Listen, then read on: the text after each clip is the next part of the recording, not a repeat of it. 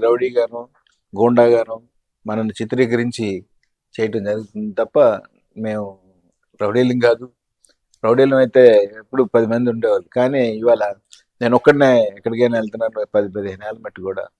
సత్యం గారి దొడ్డిలో ఒక వ్యక్తి వచ్చారంటే ఆ వ్యక్తి నిజంగా బయటకు వస్తాడా అనే ఒక అనుమానం ఉండేది. ఏదంటే అది ఒక ఫేమస్ అన్నమాట. సత్యం గారి దొడ్డు అంటే కృష్ణలంక సత్యం గారి దొడ్డు అంటేనే ఒక ఫేమస్.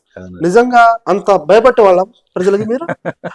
అంటే భయపెడతాం అంటే అండి, కొంతమంది మొండిగా పోయి కోర్టులో చూసుకుంటాంలే అదిలే ఇదిలే అని చెప్పేసి అంటే, అట్లా కాదులే అయ్యా మీ తరఫున 10 మందిని మీ తరఫున 10 మంది తెచ్చుకోండి అని చెప్పేసి వారం రోజులు పంచాయతీ వాయిదా వేసి వాళ్ళు వస్తే ఆ సుప్రీంకోర్టులో హైకోర్టులో ఉన్న కేసులు కూడా విత్డ్రాల్ చేయించి వాళ్ళు సెటిల్మెంట్ చేసేవాళ్ళు. ఎందుకంటే సెటిల్మెంట్ కూడా అలా చేయించుకొని వెళ్ళేవాళ్ళు. ఎందుకంటే మనం రూపాయి ఆశించం కాబట్టి, మనం రూపాయి తినం కాబట్టి వాళ్ళు ఆ విధంగా ఆ భయం భక్తి ఇది కూడా ఈ ఈ రాజకీయ నాయకులు ఈ లోకల్ రౌడీస్ అందరు కూడా కొన్ని పేపర్లో నా మీద, మరి రామోజీరావు గారి పేపర్లోనే దళపతి, విజయవాడకి చెందిన దళపతి ఎట్లాంటి పంచాయతీలు చేయగలడు, ఆయన తిరుగులేదు విజయవాడకి అని చెప్పేసి ఈనాడు పేపర్లో రాయటం చాలా ఆశ్చర్యకరం. ఎందుకంటే రామోజీరావు గారు అంతటా ఆయన ఎవడో ఈ లోకల్ గూండాస్ రౌడీలు ఈ రాజకీయ నాయకులు చెప్పినంత మాత్రాన అవాస్తవాలు రాసి ఆ రోజున అవాస్ పాలయ్యారు రామోజీరావు అని చెప్పి నేను ఒక విధంగా చెప్తున్నాను నేను.